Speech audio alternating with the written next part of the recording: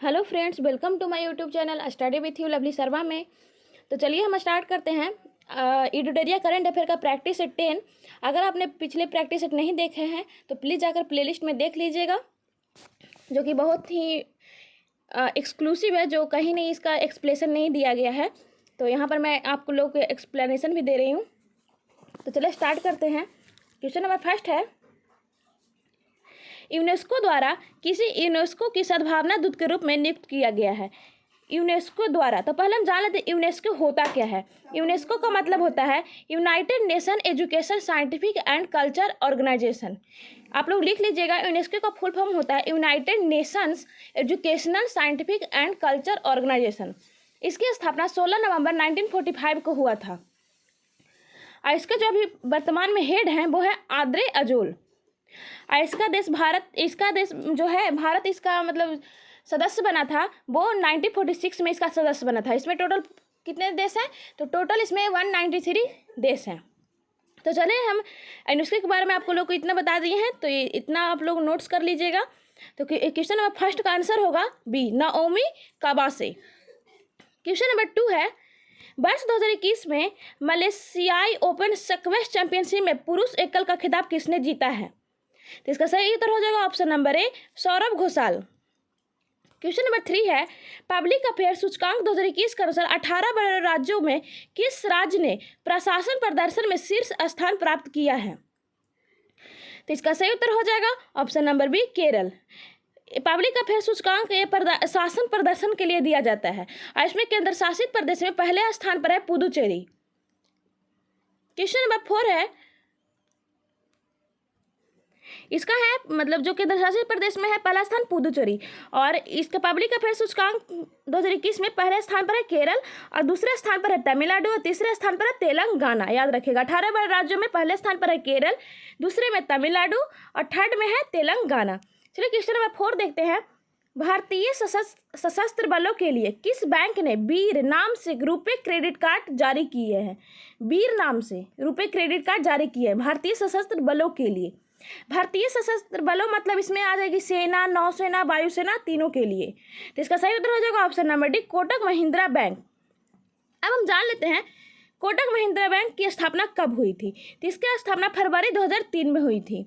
और जो भारतीय सशस्त्र बलों के लिए वीर नाम के रुपी क्रेडिट कार्ड जो जारी किया गया है, इसका मतलब जो साथ भी दिया गया है तो national payment corporation of India NPCI के मतलब सहयोगिता से बनाया गया है। और कोटक महिंद्रा बैंक का जो है मुख्यालय है वो है मुंबई में। तो भारतीय सशस्त्र बलों के लिए कोटक महिंद्रा के साथ साझेदारी कौन की है? तो एनपीसीआई, याद रखिएगा, NPCI national payment corporation of India. Question number 5 है, ऑस्ट्रेलिया के बिग बैश लीग के लिए साइन करने वाले भारत के पहले क्रिकेट खिलाड़ी कौन बने? तो पहले हम जान लेते हैं बिग बैश लीग क्या होता है। तो बिग बैश लीग मतलब जिसको BBL बोलते हैं, इसी का फुल फॉर्म होता है बिग बैश लीग। यह एक ऑस्ट्रेलियाई पेशेवर फ्रेंचाइजी 20 क्रिकेट लीग है। ये 2011 इसका स्थापना 2011 में स्थापित किया गया था। और इसका मतलब जो भी है भारत की तरफ से भारतीय खिलाड़ी शामिल होने वाले वो हैं उन्मुक्त चंद, जो 2012 में भारत की अपनी कप्तानी में अंडर 19 वर्ल्ड कप जिताए थे। उन्मुक्त चंद जो 2012 में भारत को अपनी कप्तानी में वर्ल्ड कप जिताए थे। याद रखिएगा, क्वेश्चन ऐसे भी आ सकता है, उन्मुक्त चंद मतलब भारत को कब वर्ल्ड कप जिताए थे? तो 2012 में। क्वेश्चन नंबर 6 है, हाल ही में भारत सरकार ने किस कंपनी को 11वें महारत्न कंपनी का दर्जा प्रदान किया है? तो इसका सही पहले हम जान लेते हैं कि इसका सही उत्तर हो जाएगा ऑप्शन नंबर डी, नहीं माफ कीजिएगा, इसका सही उत्तर हो जाएगा option number C, PFC। PFC का फुल फॉर्म होता है पावर फाइनेंस कॉरपोरेशन। लिख देती हूँ मैं, इसका फुल फॉर्म होता है पावर फाइनेंस कॉरपोरेशन। याद रखिएगा आप लोग। अब हम जान लेते हैं महारत्न कंपनियां होती क्या है। तो महारत्न एक उपाधि है जिसे केंद्र सरकार के भारी उद्योग और सार्वजनिक उद्यम मंत्रालय द्वारा प्रदान किया जाता है। महारत्न की स्थापना 2009 में की गई थी।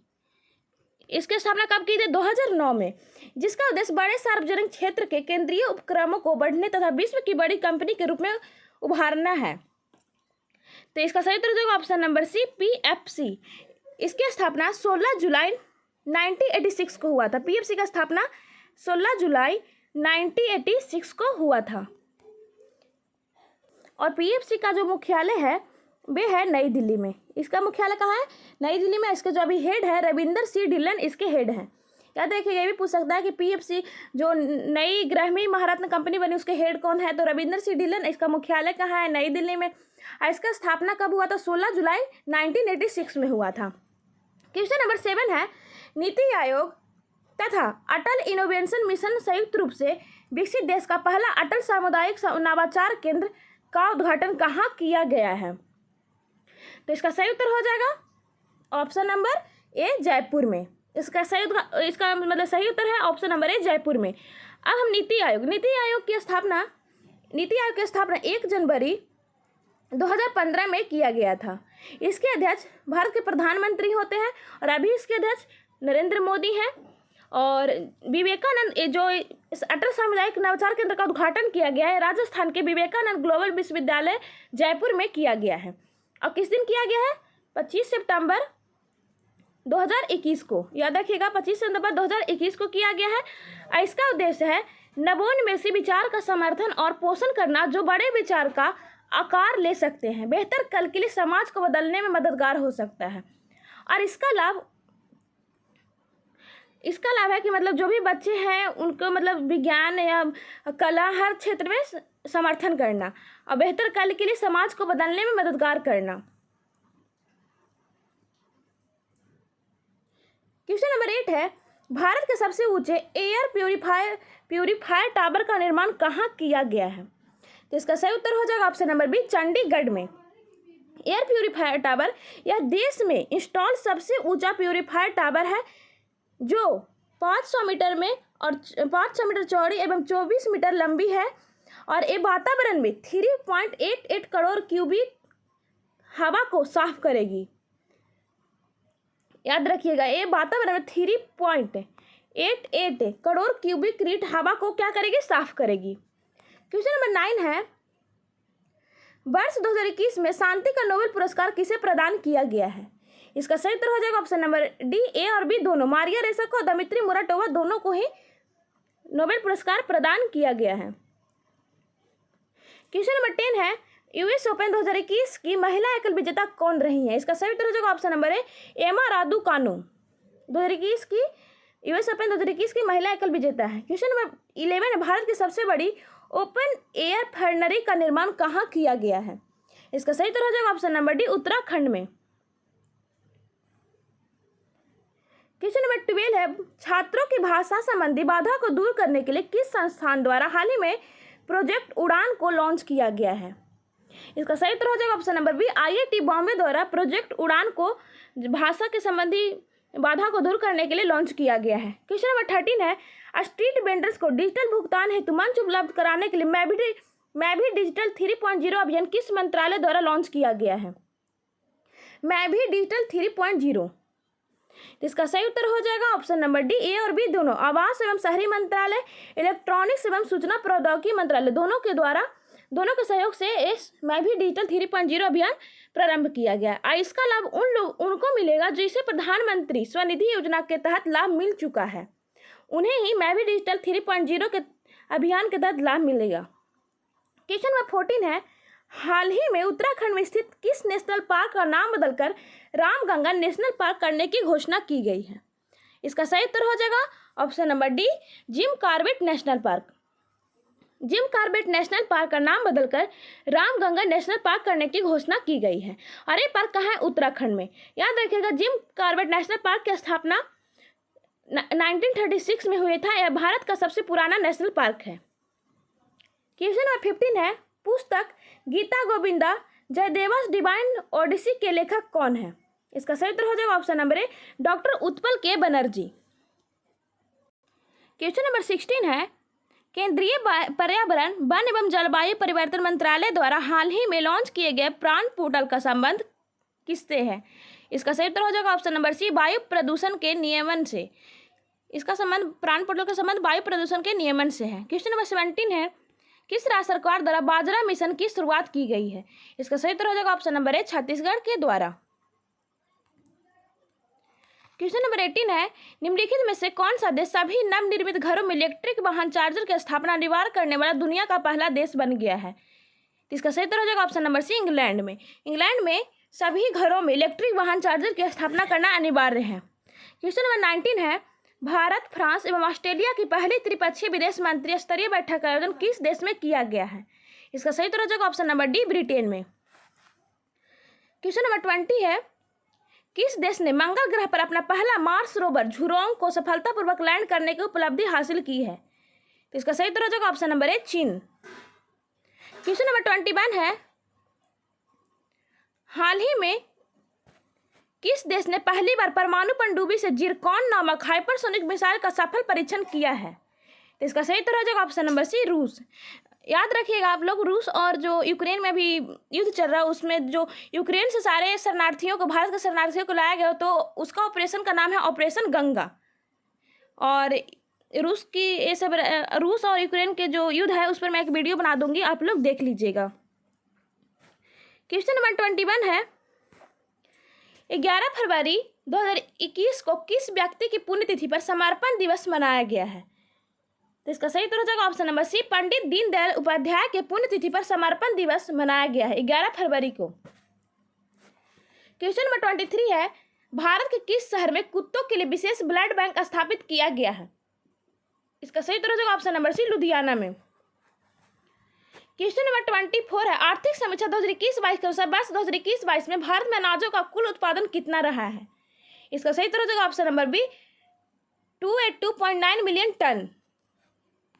क्वेश्चन नंबर 25 है, भारत की पहली भूतापीय क्षेत्र विकास परियोजना कहाँ स्थापित की जाएगी? पहली भूतापीय क्षेत्र विकास परियोजना कहाँ स्थापित की जाएगी? इसका सही उत्तर हो जाएगा ऑप्शन नंबर बी, लेह में। क्वेश्चन नंबर 26 है, किस राज्य सरकार द्वारा कौशल्य मातृत्व योजना को लॉन्च किया गया है? इसका सही उत्तर हो जाएगा ऑप्शन नंबर बी, छत्तीसगढ़ सरकार द्वारा कौशल्य मातृत्व योजना की शुरुआत की गई है। क्वेश्चन नंबर 27 है, अक्टूबर 2021 में भारत ने किस देश के साथ अजय वॉरियर संयुक्त युद्धाभ्यास का आयोजन किया है? तो इसका सही उत्तर हो जाएगा ऑप्शन नंबर सी, ब्रिटेन के साथ भारत ने अजय वॉरियर नामक युद्धाभ्यास आयोजन किया है। क्वेश्चन नंबर 28, फरवरी 2021 में जारी इंडिया जस्टिस रिपोर्ट 2020 में बड़ों राज्यों में किस राज्य को शीर्ष स्थान प्राप्त हुआ है? तो इसका सही उत्तर हो जाएगा ऑप्शन नंबर बी, महाराष्ट्र को।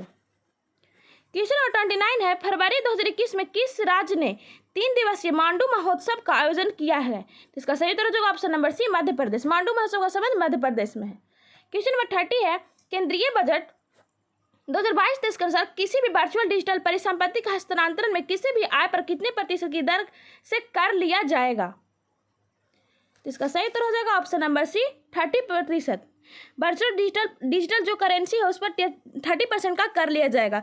अगर आपने बजट 2022 और 23 नहीं देखा है तो आप लोग जाकर प्लेलिस्ट में देख लीजिएगा, क्योंकि हर सेट में बजट से और आर्थिक समीक्षा से एक एक क्वेश्चन रहता ही है। क्वेश्चन नंबर 31 है, श्रम आंदोलन से जुड़ा हुआ संग्रहालय भारत के किस राज्य में खोला जाएगा? तो यह श्रम आंदोलन से जुड़ा हुआ, तो इसका सही उत्तर हो जाएगा ऑप्शन नंबर सी, केरल। तो श्रम आंदोलन यानी कि बॉम्बे कंपनी द्वारा ये खोला जा रहा है। श्रम आंदोलन से जुड़ा हुआ संग्रहालय बॉम्बे कंपनी द्वारा खोला जा रहा है। कहाँ खोला जा रहा है? केरल में। और केरल के अभी सीएम कौन है? पिनाराई विजयन। यहाँ का गवर्नर कौन है? आरिफ मोहम्मद खान। क्वेश्चन नंबर 32 है,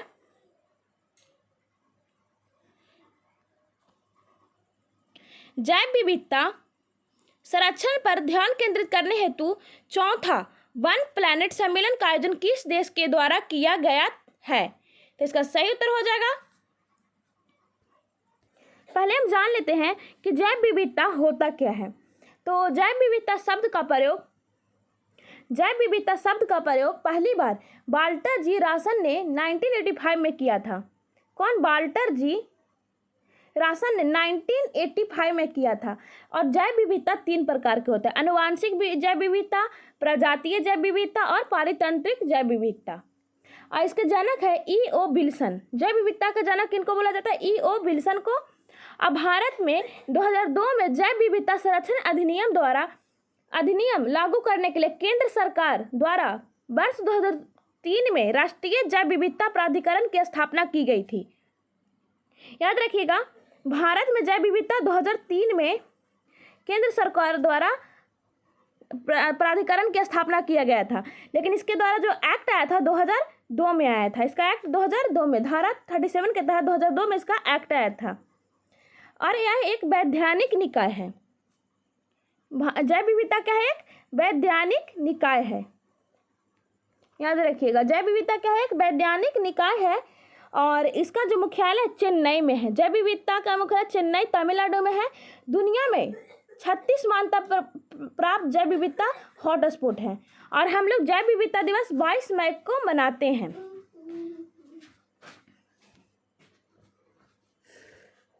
आप लोग को जैव विविधता के बारे में इतनी बातें मैं बता दी हूँ, तो चलिए इसका पहले आंसर जान लेते हैं। इसका आंसर होगा ए, France.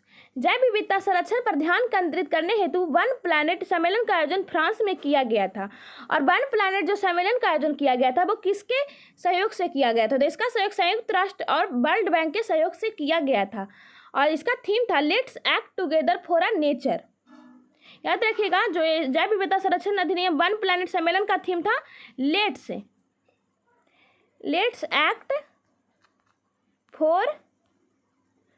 Act together for nature. याद रखिएगा, आप लोग लिख लीजिएगा, मैं बोल रही हूँ। क्वेश्चन नंबर 33 है, केंद्रीय आवास एवं शहरी मामले मंत्रालय द्वारा न्यू अर्बन इंडिया सम्मेलन का आयोजन कहाँ किया गया? तो इसका सही उत्तर हो जाएगा ऑप्शन नंबर ए, लखनऊ में। क्वेश्चन नंबर 34 है, समुद्री खोज की क्षमता बढ़ाने के उद्देश्य से तटीय अनुसंधान वाहन सागर अन्वेषिका का जलावतरण किस बंदरगाह पर किया गया है?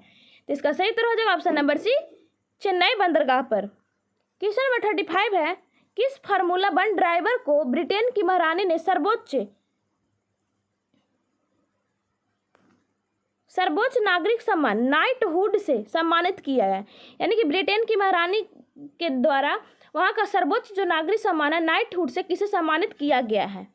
इसका सही उत्तर हो जाएगा, तो इसका सही उत्तर हो जाएगा option number D, Lewis Hamilton को ब्रिटेन की महारानी द्वारा वहाँ के सर्वोच्च जो नागरिक सम्मान है नाइटहुड से सम्मानित किया गया, लुइस हैमिल्टन को। क्वेश्चन नंबर 36 है, भारतीय रेलवे द्वारा विश्व की पहली हॉस्पिटल ट्रेन का उद्घाटन किया गया जिसे नाम दिया गया है Lifeline Express. Option number C इसका सही उत्तर हो जाएगा। विश्व की पहली हॉस्पिटल ट्रेन है लाइफ लाइन एक्सप्रेस। याद रखिएगा, बहुत ही इंपॉर्टेंट क्वेश्चन है। क्वेश्चन नंबर 37 है, न्यूयॉर्क में आयोजित UN ओपन 2021 के पुरुष एकल विजेता कौन रहे हैं? तो इसका सही उत्तर हो जाएगा option number D, Daniel Medvedev. Question number 38 है, किस राज्य सरकार ने कृषि क्षेत्र में मिट्टी एवं जल की जांच के लिए कृषि संजीवनी वैन की शुरुआत की है? तो इसका सही उत्तर हो जाएगा ऑप्शन नंबर बी, कर्नाटक में। कर्नाटक सरकार द्वारा कृषि संजीवनी वैन की शुरुआत की गई है और इसका उद्देश्य क्या? कृषि क्षेत्र में मिट्टी एवं जल की जांच करने के लिए। क्वेश्चन नंबर 39 है, निम्नलिखित में से किस नदी पर दोधन बांध का निर्माण किया जाएगा? तो इसका सही उत्तर हो जाएगा ऑप्शन नंबर सी, केन बेतवा नदी लिंक पर। और दोधन बांध कहाँ है? छतरपुर में। क्वेश्चन नंबर 40 है, किस वर्ष तक भारत को उर्वरक क्षेत्र में आत्मनिर्भर बनाने की घोषणा केंद्रीय रसायन मंत्रालय ने की है? इसका सही उत्तर हो जाएगा ऑप्शन नंबर बी, 2023 में तक। क्वेश्चन नंबर 41 है कि दूसरे खेलो इंडिया विंटर गेम्स का उद्घाटन हाल ही में प्रधानमंत्री द्वारा कहाँ किया गया है? इसका सही उत्तर हो जाएगा ऑप्शन नंबर बी, गुलमर्ग में किया गया है। क्वेश्चन नंबर 42 है, राष्ट्रीय राजमार्ग प्राधिकरण ने किस राज्य में भारत की पहली आपातकालीन लैंडिंग सुविधा विकसित की है? इसका सही उत्तर हो जाएगा ऑप्शन नंबर ए, राजस्थान में। राजस्थान में भारत की पहली आपातकालीन लैंडिंग सुविधा विकसित किया गया है। क्वेश्चन नंबर 43 है, निम्नलिखित में से कौन सा एयरपोर्ट दुनिया का पहला स्मार्ट रीडिंग एयरपोर्ट बन गया है? इसका सही उत्तर हो जाएगा option number C, Dubai International Airport दुनिया का स्मार्ट रीडिंग एयरपोर्ट बना है। क्वेश्चन नंबर 44 है, चैलेंज 1 उपग्रह निम्नलिखित में से किस देश का पहला उपग्रह है जिसे रूस द्वारा लॉन्च किया गया है? इसका सही उत्तर हो जाएगा ऑप्शन नंबर बी, ट्यूनीशिया का पहला उपग्रह है चैलेंज 1 जो रूस के द्वारा लॉन्च किया गया है। क्वेश्चन नंबर 45 है, भारत वन स्थिति रिपोर्ट 2021 के अनुसार सर्वाधिक वनावरण प्रतिशत वाले राज्यों को अवरोही निम्न में से कौन सा है? तो इसका सही उत्तर हो जाएगा option number C Mizoram. Option number C Mizoram, Arunachal Pradesh, Meghalaya, Manipur अवरोही क्रम में है। प्रतिशतता के आधार पर याद रखिएगा। अगर आपने भारत वन स्थिति रिपोर्ट 2021 नहीं देखा तो प्लीज प्लेलिस्ट में जाकर इसका वीडियो देख लीजिएगा। क्वेश्चन नंबर 46 है, हाल ही में कौन सा राज्य अपनी 100% आबादी यानी कि 18+ को कोरोना वैक्सीन की दूसरी डोज देने वाला भारत का पहला राज्य बना है? इसका सही उत्तर हो जाएगा option number B Kerala. Question number 46 है, संघीय बजट 2022-23 के आत्मनिर्भर भारत योजना रोजगार में कितनी राशि आवंटित करने की घोषणा की गई है?